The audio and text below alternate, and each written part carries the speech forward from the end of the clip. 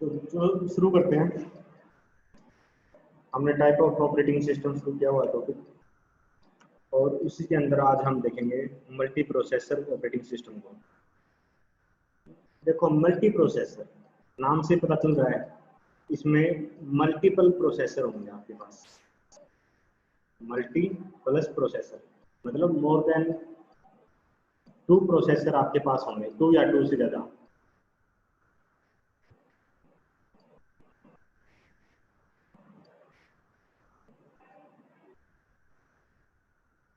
अब ये जितने भी आपने प्रोसेसर अटैच किए अपने सिस्टम के साथ, वो क्या है कि भैया आपकी जो सिस्टम बस है या इनपुट आउटपुट डिवाइसेस है, मेमोरी हो गई आपकी, इन सब को क्या है यूज करेंगे। इसको क्यों जरूरत पड़ी हमें मल्टी प्रोसेसर की, वो समझो। सबसे पहले तो सपोज करो आपके पास कोई भारी काम है, मतलब जिसके लिए आपको बहुत ज्यादा कंप्यूटेशन करने की जरूरत है, ठीक है। उसका एक अल्टरनेटिव क्या हो सकता है कि भाई आप मल्टीपल कंप्यूटर ले लो।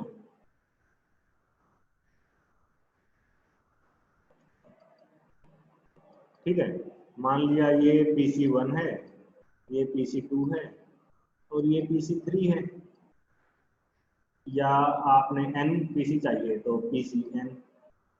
ठीक है, जितने भी आपको पीसी की जरूरत है बेसिकली आपने कंप्यूटेशन को करने के लिए। तो मान लेते हैं कि जो आपका काम है, जो भी आपने प्रोग्राम एग्जीक्यूट करवाना है, ठीक है, अब आप क्या करोगे, इसको अलग अलग चंक्स में डिवाइड करके इसमें से बेसिकली क्या करोगे, इंडिपेंडेंट यूनिट निकालोगे। इंडिपेंडेंट मतलब जो जिसकी आउटपुट दूसरे के इनपुट मतलब ऐसा कुछ ना हो, दोनों प्रोग्राम आपके इंडिपेंडेंटली रन कर सके। सेक्शन ऑफ प्रोग्राम, तो एक सेक्शन को तो हम भेज देंगे PC1 पे, दूसरे सेक्शन को भेज देंगे PC2 पे, तीसरे सेक्शन को भेज देंगे PC3 पे, और nth सेक्शन को भेज देंगे PCN पे। अब होगा क्या, आप अलग अलग कंप्यूटर पर अलग अलग सेक्शन है जो प्रोग्राम का, वो भेज दिया। अब वो आपका पैरेलल एग्जीक्यूट हो सकता है ना। तो जहां आपके एक प्रोग्राम को 10 आवर्स लग रहे थे रन करने में, सपोज करो मैंने इसको 10 पार्ट में डिवाइड कर दिया। ठीक है, टोटल 1 to 10 पार्ट्स में मैंने अपने प्रोग्राम को डिवाइड कर दिया, और हर एक पार्ट को एक सिस्टम के पास भेज दिया। अब एक पार्ट आपका एग्जीक्यूट होने में सपोज करो 1 घंटा लेता है, 1 आवर्स। तो टोटल आपने आवर्स कितने लगे इन 10 पार्ट्स को एग्जीक्यूट करने में? 1 आवर, क्योंकि आपका जितने भी जो सेक्शन है वो पैरेलल में एग्जीक्यूट कर रहे हैं, है ना।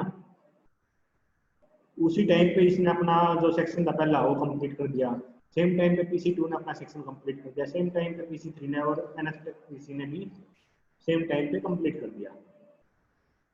जहां आपके 10 घंटे लगने थे, अब आपका काम 1 घंटे में हो गया, है ना। लेकिन इसका डिसएडवांटेज क्या है, देखो हर एक पीसी में आपका कीबोर्ड होगा,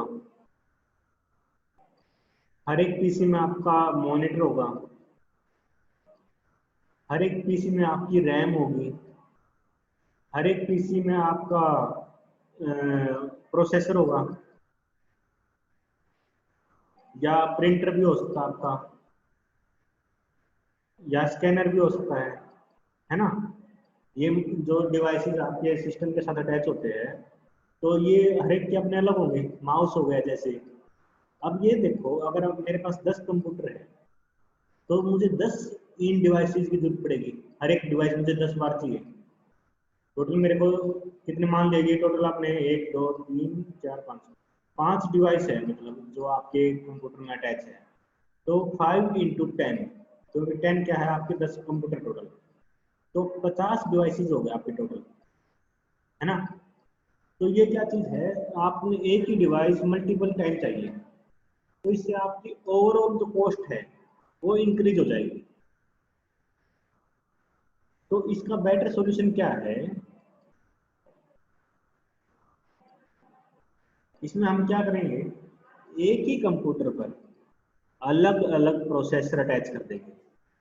ठीक है, मान लिया ये CPU 1 है, CPU 2, CPU N, और ये बीच में CPU 3, CPU 4, CPU 5, सारे के सारे मतलब जितने भी CPU आपको चाहिए वो हमने एक ही सिस्टम पर अटैच कर दिए। इसका एडवांटेज क्या हुआ, आपको हर एक CPU के लिए अलग से कोई मॉनिटर नहीं चाहिए, ठीक है ना, वो सारे के सारे एक ही मेमोरी को यूज करेंगे। अब इसमें आपका कोई प्रोग्राम रखा है मेमोरी के अंदर, तो CPU 1 भी उसी को उठाएगा मेमोरी में से, CPU 2 भी उठा लेगा अपना, और CPU NF भी अपना मेमोरी में से उठा लेगा। अलग अलग मेमोरी नहीं चाहिए। हो सकता है कि आपको थोड़ा साइज बढ़ाना पड़े मेमोरी का। मेमोरी का मतलब यहाँ है रैम।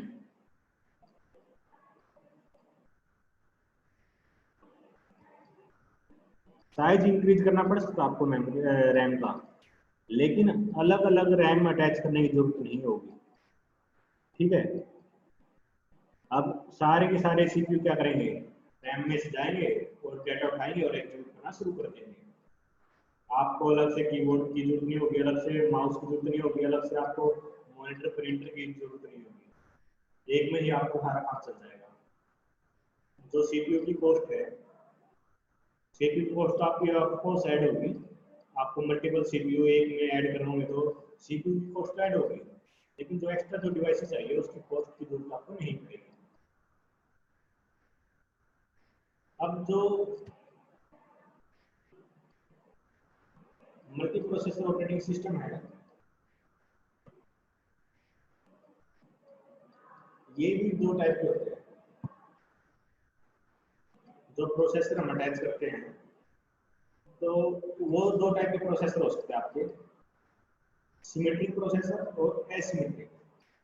सिमेट्रिक का मतलब क्या है, आपने जितने भी CPU अटैच कर रखे हैं अपने सिस्टम में, सारे के सारे CPU बराबर है, मतलब कोई सुपीरियर नहीं होगा, कोई इंफीरियर नहीं होगा, ठीक है, सभी को बराबर का अधिकार है। और ऑपरेटिंग सिस्टम उन सबको कंट्रोल करता है।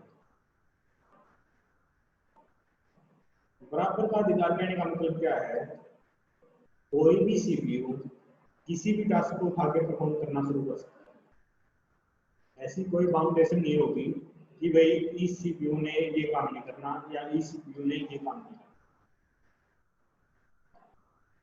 ठीक है। इस जो सिमेट्रिक मतलब मल्टी प्रोसेसर ऑपरेटिंग सिस्टम होते हैं, इनको डिजाइन करना थोड़ा डिफिकल्ट होता है। उसका रीजन क्या है, देखो जब आपने मल्टीपल CPU को अटैच किया, सिमेट्रिक के अंदर क्या होगा, अब कोई भी CPU किसी भी डेटा को उठाएगा और एग्जीक्यूट करना शुरू कर देगा। तो इसका मतलब क्या है, कोई भी CPU आउटपुट जनरेट कर सकता है, कोई भी CPU आपका प्रिंट की कमांड दे सकता है अगर प्रिंट निकालना है तो उसमें, ठीक है। अब एक ही मतलब जो प्रिंटर है आपका, उससे सारे के सारे CPU आपके अटैच होने चाहिए। इससे क्या होगा, आपका वायरिंग की जो कॉस्ट है वो इंक्रीज हो जाएगी। कोई भी CPU आपका इनपुट का काम कर सकता है, मान लिया कीबोर्ड से उसने इनपुट लेनी है, तो क्या होगा, सारे के सारे CPU आपके उससे अटैच होने चाहिए। तो इससे क्या होगा, आपकी वायरिंग की कॉस्ट फिर इंक्रीज हो रही है, क्योंकि आपने सबने कीबोर्ड से अटैच करना है ना। ये बात क्लियर है सबको यहाँ? Yes no?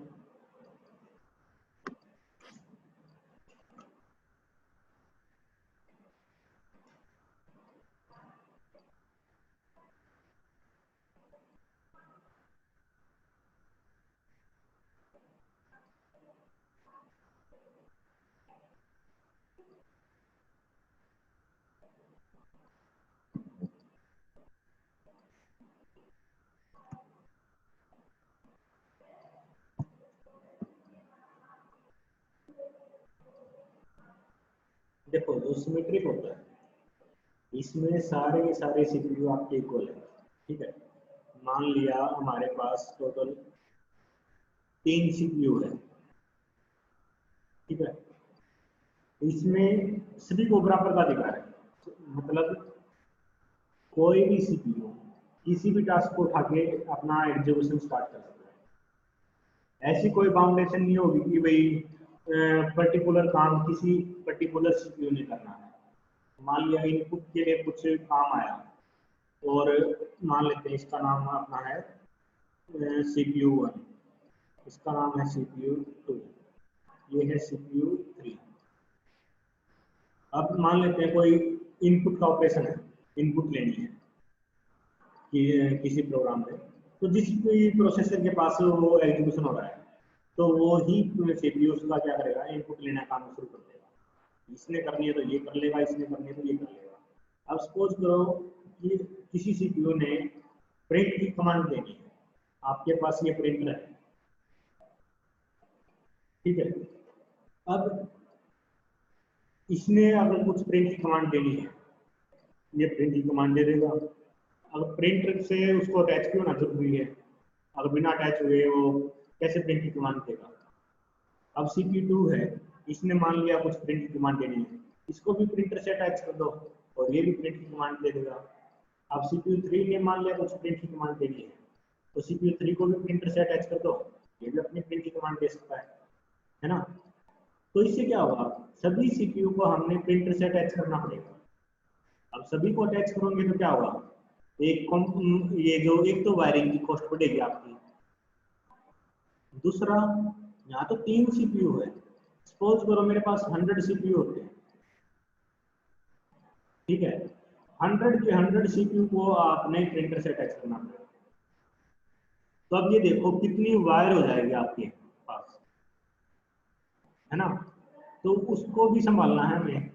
अब ये भी कंफ्यूज नहीं होना कि कौन सी वायर किस चीज की है। जब आपके पास 2-4 वायर है तो आप इजीली देख सकते हो कि ये वायर इस चीज की है, लेकिन प्रिंटर के साथ ही अटैच होने वाली 100 वायर, तो उनको संभालना डिफिकल्ट हो जाएगा। दूसरा, प्रिंटर पे आपको अटैच करने के लिए वायर एक ही पोर्ट होता है। अब इतनी मल्टीपल वायर्स को आपने अटैच करना है तो अलग से आपको कुछ कनेक्टर चाहिए। इस कनेक्टर की हेल्प से आप प्रिंटर को इन सभी सीपीयू से अटैच कर सको। तो ये जो कनेक्टर चाहिए इसकी कॉस्ट भी आपकी अब कॉस्ट ऐड होगी। ये तो एग्जाम्पल प्रिंटर का था, हो सकता है आपको स्कैनर चाहिए, तो ऐसे ही हमें सारे के सारे सीपीयू को स्कैनर से अटैच करना पड़ेगा। अगेन वायरिंग की कॉस्ट, कनेक्टर की कॉस्ट, और जो इतनी वायर होगी 100 वायर तो आपकी सीपीयू मतलब प्रिंटर से अटैच है, 100 वायर आपकी स्कैनर से अटैच होगी। अब मान लिया कीबोर्ड भी है या और कोई डिवाइस है, वो सारे भी आपको अटैच करने पड़ेंगे। तो हर एक के लिए आपको 100 की वायर की कॉस्ट मतलब ऐड होगी, और 100 कनेक्टर चाहिए। अब ये देखो जितने डिवाइस आपने अटैच करने हैं कर लो, अब सभी के साथ आपको वायर की कॉस्ट ऐड हो रही है और कनेक्टर की कॉस्ट ऐड हो रही है, प्लस इतनी सारी वायर हो जाएगी आपके पास, तो उनको संभालना भी तो मुश्किल है। अब 500-600 वायर होगी अगर आपके पास, आपको समझ में नहीं आना कौन सी वायर किस चीज की है, डिजाइन नहीं होगा, आपसे कंफ्यूज होकर बैठ जाओगे कि भाई कौन सी वायर को कहाँ कनेक्ट करें। ये बात समझ में आ रही है? Yes no?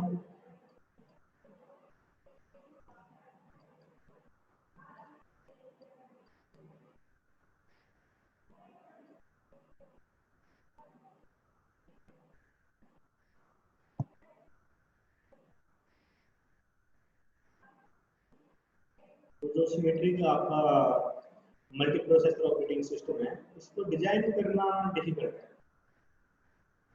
अगर मैं आ लेता हूँ,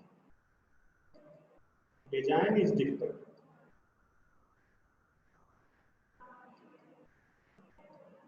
बट ये एफिशिएंट है, मोर एफिशिएंट। एफिशिएंट क्यों है? अब आपका हर एक प्रोसेसर के साथ अपना एक इंडिपेंडेंट डिवाइस अटैच है, जिसको भी कुछ कमांड देनी है वो अपने धड़ल्ले से अपनी कमांड देगा और अपनी जो भी एग्जीक्यूशन उसने करना है वो कर देगा। उसको ये वेट नहीं करना कि प्रिंटर कोई और यूज कर रहा है, उसने जिसने जिस टाइम यूज करना है वो कर लेगा यूज, क्योंकि उसके पास अपना खुद का है। अगर आप 4 बच्चे एक प्रिंटर को मतलब या एक बुक, कोई बुक का एग्जाम्पल ले लेते हैं, तो आपकी क्लास के सभी बच्चों के पास एक बुक है, तो आपको पढ़ने के लिए उसमें से पूछना पड़ेगा भाई किस टाइम पढ़ो, किस टाइम वो बुक खाली है। लेकिन हर एक बच्चे के पास अपनी खुद की बुक है, तो किसी भी टाइम कर लेगा, जिस टाइम उसका मन होगा पढ़ने का वो पढ़ लेगा। तो इसलिए जो symmetric multi processor operating system है वो आपके मोर एफिशिएंट है, लेकिन डिजाइन डिफिकल्ट है। डिफिकल्ट होने का कारण यही है कि भाई आपकी जो वायर्स इतनी हो रही है, हर एक डिवाइस के साथ आपने वायर अटैच करनी है, हर एक डिवाइस के साथ आपने कनेक्टर अटैच करना है, और हर एक इतने सारे डिवाइस लेकर आएंगे तो डिवाइस की कॉस्ट ऐड हो रही है आपकी, तो वो डिफिकल्ट हो जाती है चीजें, कॉस्ट में जाती है आपकी, और है ना। तो दूसरा जो operating multi processor operating system है वो है आपका asymmetric multi processor operating system. Asymmetric का मतलब क्या है, इसमें कोई सिमेट्री नहीं है, इसमें एक सीपीयू सुपीरियर होगा दूसरे बाकी इंफीरियर होगा, एक बॉस है आपका बाकी उसके चेले बेटे हैं, जिस मतलब एक डिसाइड करेगा भाई कि बाकी जो सीपीयू है उन्होंने काम क्या करना है। ये नहीं है कि कोई जिसका मन करा वो काम कर लेगा, इसमें वो डिसाइड करेगा सीपीयू, मतलब बाकी सीपीयू काम क्या करेंगे। अब आपकी क्लास में मैं आपको पढ़ा रहा हूँ, तो ये सब्जेक्ट की जिम्मेवारी मेरी है, मैं डिसाइड करूंगा कि आपने किस लेक्चर में क्या पढ़ना है, वो आप लोग डिसाइड नहीं करोगे। समझ रहे हो ये चीज, एक मास्टर है बाकी स्लेव है। जैसे कि मान लेते हैं ये आपके पास मल्टीपल प्रोसेसर है,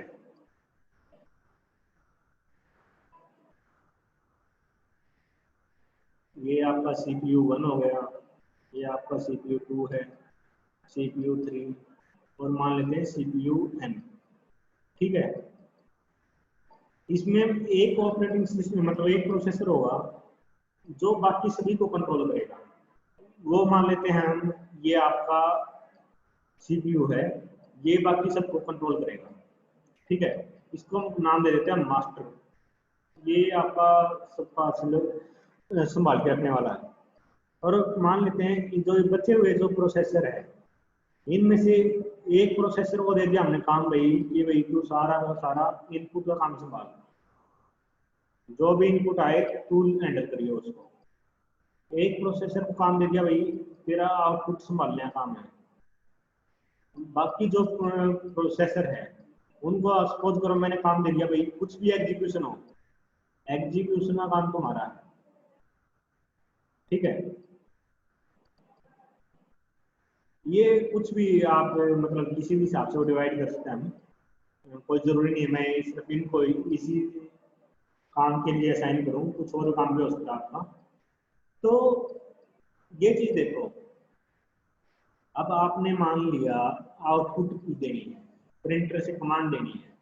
अब प्रिंटर मुझे सबके साथ अटैच करने की जरूरत है नहीं, क्योंकि CPU 3 हैंडल करता है आउटपुट को। तो जो प्रिंटर है, अब मैं बाकी सबके साथ अटैच करके करूंगा क्या, जो CPU 3 है उसका काम है ये तो प्रिंट लेने का, तो मैं सिर्फ CPU 3 को प्रिंटर से अटैच कर दूंगा। अब मान लिया किसी CPU 2 का काम है इनपुट लेने का, तो जो भी इनपुट डिवाइस है उसको मैं CPU 2 से अटैच कर दूंगा। ये इनपुट डिवाइस है मान लिया, इनपुट डिवाइस। अब जो भी इनपुट का काम होगा वो CPU 2 हैंडल करेगा।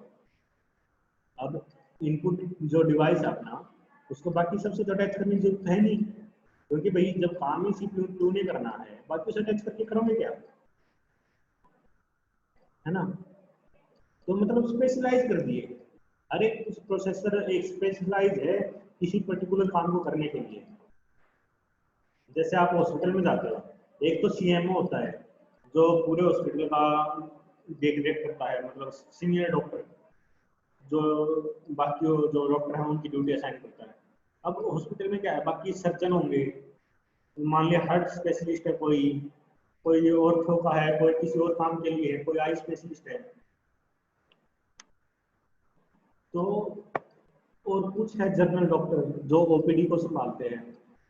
तो मतलब ये नहीं कि भाई आप ओपीडी वाला सीधा सर्जन के पास जाएगा, ऐसा तो नहीं होगा। हर एक के एक काम असाइन कर रखा फिक्स, और वो ही उसको देखेगा।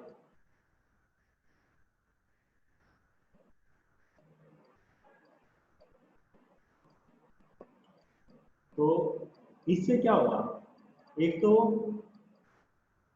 डिजाइन करना इजी हो जाएगा इसको, क्योंकि आपको जो इतने सारे वायर की कॉस्ट आई थी वो कम हो गया आपकी।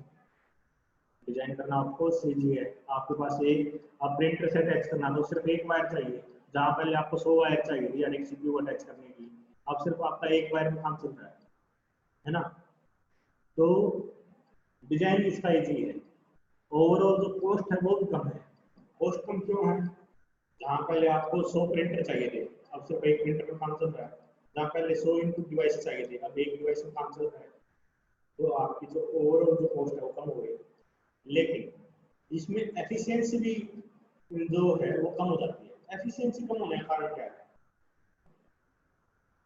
अब एक बात देखो, हर टाइम तो कोई सीपीयू आपका प्रिंट करता नहीं रहेगा। हो सकता है उसमें 10 पेज निकालने, प्रिंट 50 पेज निकालने, 1000 पेज निकालने हैं, लेकिन हर टाइम तो वो आउटपुट का काम नहीं करेगा, कुछ टाइम तो वो भी फ्री होगा। और इनपुट ऐसे ही सीपीयू 2 है जो जिसका काम इनपुट लेने का है, वो भी थोड़ी बहुत देर के लिए तो फ्री होगा, सारा टाइम तो कीबोर्ड से कोई इनपुट लेगा नहीं या किसी और डिवाइस से इनपुट तो लेगा नहीं। जो मास्टर है, मास्टर ने एक बार ड्यूटी लगा दी कि भाई तुम्हारा काम ये है, तुम्हारा काम ये है, तुम्हारा काम ये है। अब ड्यूटी लगा के तो मास्टर फ्री में बैठा है, मास्टर क्या कर रहा है, उसने ड्यूटी लगा दी, काम डिवाइड कर दिया, अब वो खाली बैठा है। अब इन डिवाइस का जो खाली टाइम है वो तो हम यूज ही नहीं कर रहे, समझ रहे हो। कुछ प्रोसेसर तो आपके एग्जीक्यूशन में लगे पड़े हैं, उसका काम एग्जीक्यूट करने का, लेकिन कुछ प्रोसेसर आपके खाली भी बैठे हैं। तो इसलिए ये थोड़ा लेस एफिशिएंट आता है। तो जो मल्टी प्रोसेसर ऑपरेटिंग सिस्टम होते हैं इनका मेन जो टास्क होता है, वो मेन फोकस होता है जो वो एग्जीक्यूशन पे होता है। मल्टी प्रोसेसर नाम से पता चलता है कि आपको प्रोसेसर चाहिए, आपको एग्जीक्यूशन करना है। प्रोसेसर की जरूरत क्यों पड़ी है मल्टीपल की, क्योंकि हमारे पास काम इतना है, हमने एग्जीक्यूशन में टाइम वेस्ट करना है, मतलब टाइम स्पेंड करना है, हमें तो एग्जीक्यूट ही करते रहेंगे लगातार। दूसरे इनपुट आउटपुट के जो काम है वो तो बहुत कम है।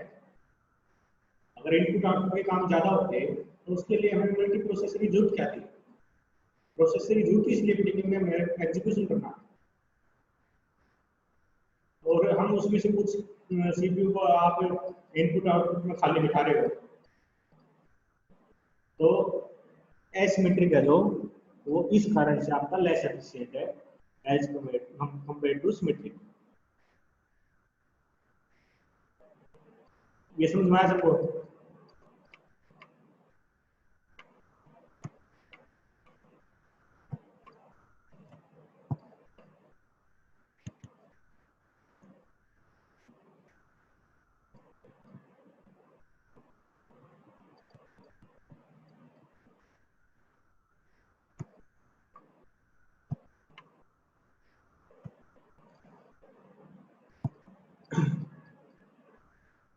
अब देखो एडवांटेज देखते हैं इसके हम। एडवांटेज क्या होंगे, थ्रूपुट आपकी इंक्रीज हो रही है। थ्रूपुट क्यों इंक्रीज हो रही है, मल्टीपल प्रोसेसर लगा दिए, आपको एक साथ आउटपुट मिलती है बहुत ज़्यादा, एक प्रोसेसर में आपको आउटपुट कम मिलती है, तो पर यूनिट टाइम में जो आउटपुट मिलती है वो आपकी ज़्यादा है, तो थ्रूपुट आपकी इंक्रीज हो रही है। और रिलायबिलिटी, रिलायबल है, अगर एक सीपीयू एक प्रोसेसर आपका डाउन होता है तो बाकी प्रोसेसर उस काम को हैंडल कर लेंगे, तो रिलायबिलिटी ज़्यादा है। ट्रू पैरेलल एग्जीक्यूशन, ये क्वेश्चन आ जाता है कई बार गेट नेट वगैरह में कि भाई आपके पास 4 ऑपरेटिंग सिस्टम देंगे, multi programming, multi tasking, multi processor या बैच ऑपरेटिंग सिस्टम, और क्वेश्चन पूछ रहे हैं कि भाई इनमें से ट्रू पैरेलल एग्जीक्यूशन किसका है। तो ट्रू पैरेलल एग्जीक्यूशन का मतलब क्या है, जहां आप एक्चुअल में पैरेलली एग्जीक्यूट कर रहे हो। जब मल्टी प्रोसेसर है, अलग अलग प्रोसेसर एट ए टाइम अलग अलग काम कर रहे हैं, एग्जीक्यूशन कर रहे हैं। इससे पहले जो मल्टीटास्किंग था, मल्टीटास्किंग क्या था, टाइम शेयरिंग कर रहा था। 5 सेकंड के लिए, 10 सेकंड के लिए, जितने भी टाइम है उसका ड्यूरेशन है, उतने टाइम के लिए वो एग्जीक्यूट करता है, फिर वापस भेज देता है प्रोसेस को, फिर नेक्स्ट प्रोसेस उठाता है, फिर उसको एग्जीक्यूट करता है, फिर वापस भेज देता है। तो एट ए टाइम वो भी सिर्फ एक ही प्रोसेस को एग्जीक्यूट करता है। लेकिन जो मल्टी प्रोसेसर है वो at a time multiple programs को आपके एग्जीक्यूट करते हैं, क्योंकि आपके पास प्रोसेसर कई है। इसमें भी आपके पास मान लेते हैं ये जो अलग अलग सीपीयू है, हर एक सीपीयू एट ए टाइम एक ही प्रोग्राम को एग्जीक्यूट करेगा, एक ही प्रोसेस को एग्जीक्यूट करेगा। ये भी एक प्रोसेस को एग्जीक्यूट करेगा, ये भी एक प्रोसेस को। लेकिन एट ए टाइम एग्जीक्यूट कितने हो रहे हैं, एक यहाँ पर एग्जीक्यूट हो रहा है, एक यहाँ पर, एक यहाँ पर, एट ए टाइम तो 3 एग्जीक्यूट हो रहे हैं आपके।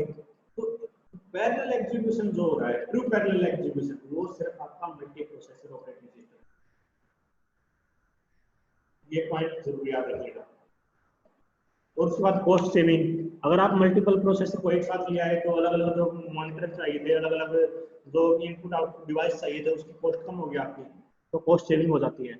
और डिसएडवांटेज क्या है, देखो आपने मल्टीपल चीजें को एक साथ अटैच कर दिया तो कॉम्प्लेक्सिटी ऑफ कोर्स थोड़ी इंक्रीज होगी, इसमें कोई डाउट नहीं है।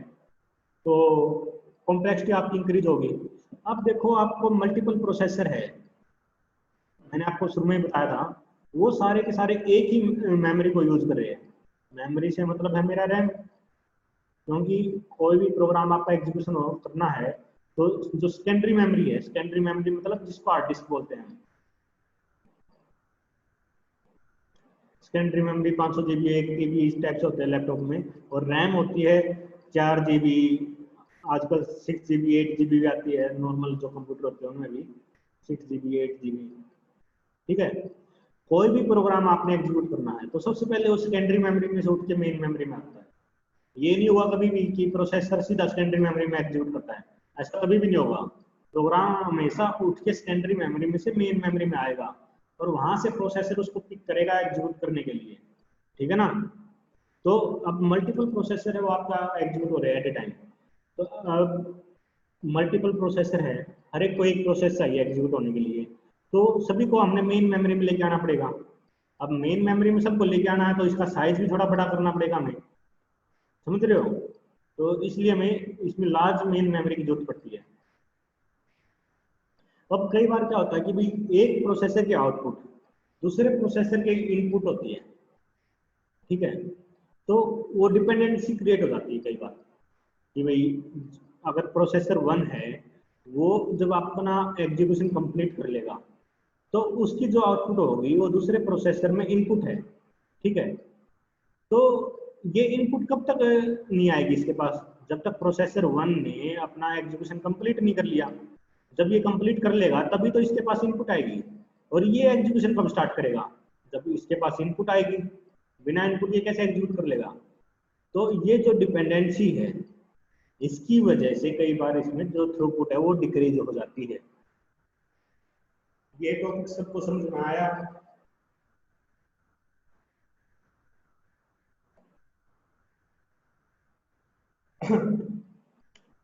Yes no.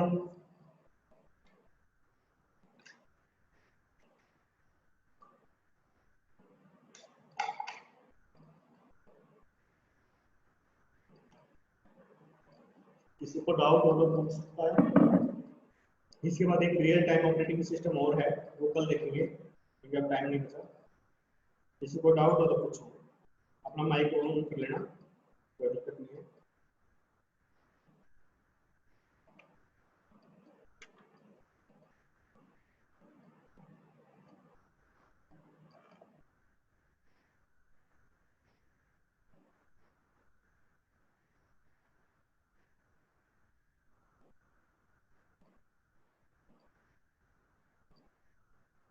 किसी का कोई डाउट नहीं है।